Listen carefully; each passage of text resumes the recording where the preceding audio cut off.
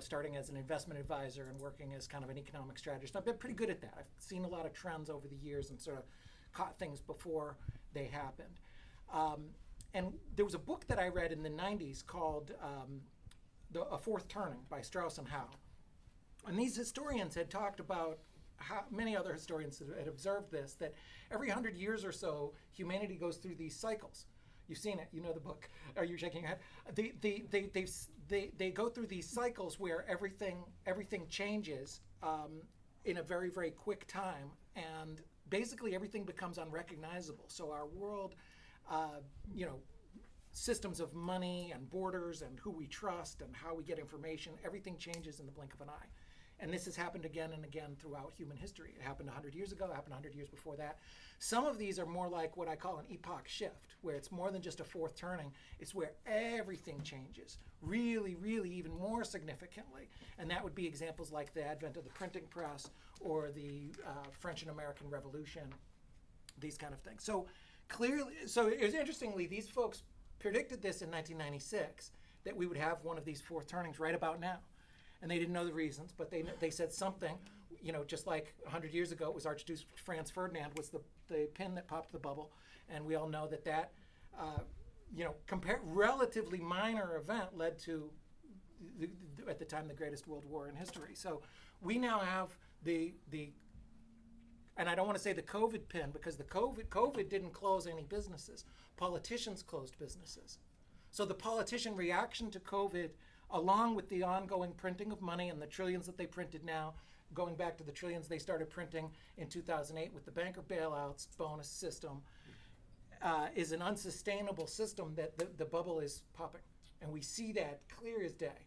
Clear as day. You don't need to read The Fourth Turning to know that I'm saying what is obvious. You don't need to be a historian. Our old world is gone. It's gone forever. The world of 2019 and before is never coming back. This isn't a couple weird quarters. This isn't going to be marked in the history books of like, oh, first couple years of the 2020s were kind of interesting and then everything got normal again. No, we are in chaos on top of chaos, nth order effects and second order effects and third and fourth order effects, where things are breaking. The systems are breaking, our very most trusted structures.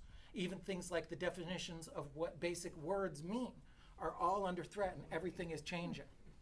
So, definition of a woman, exactly. We can't. How can we teach our young boys to protect women if we can't tell them what a woman is?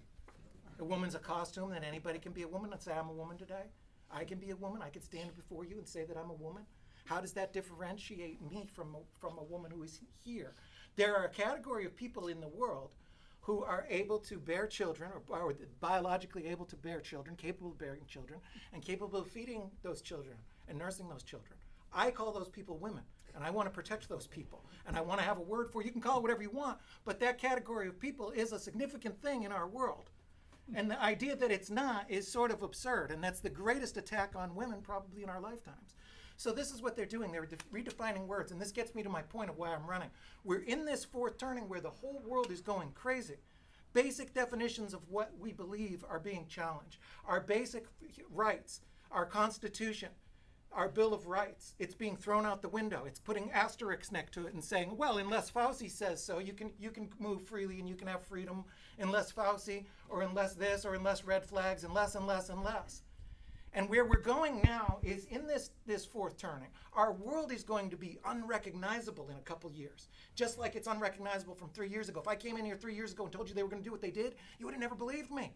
But it's not over. It's just getting started. The supply chain shortages, the food, what's going on with China, Taiwan, an absent-minded president who's incapable of the job, election integrity, the border, the economy, inflation, on and on and on. It's all melting down. It's a fake system. It's fake money. It's a broken system.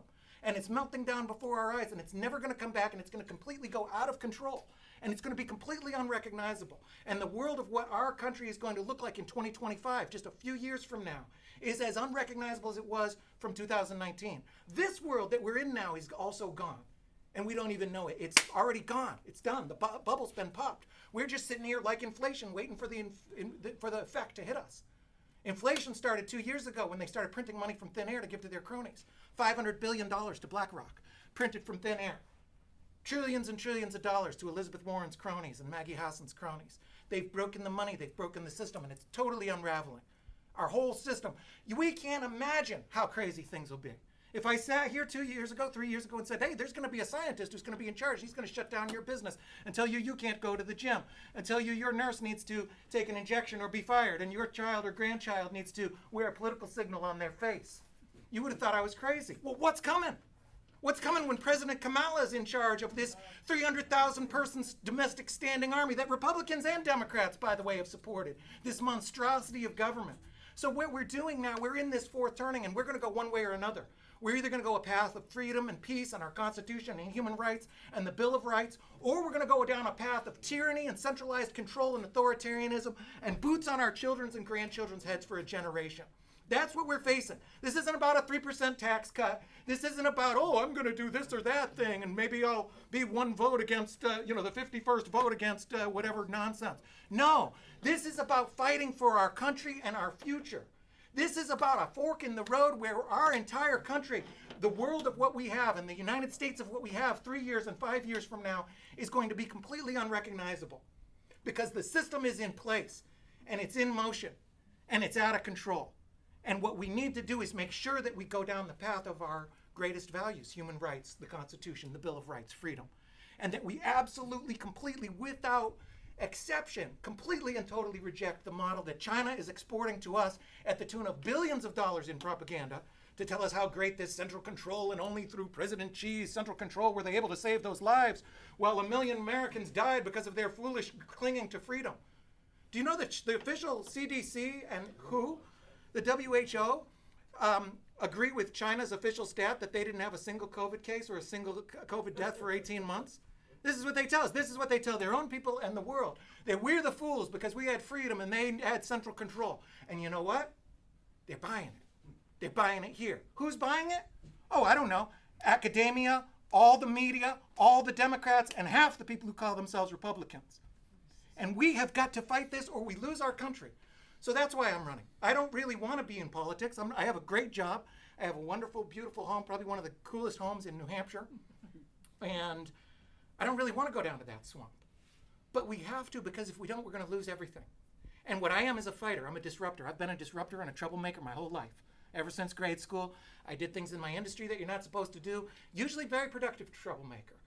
I'd cause trouble in school, and then I became class president. I went into an industry I was too young to go into, did well, went and moved to Saudi Arabia, worked on Bitcoin. I did crazy, risky, disruptive things.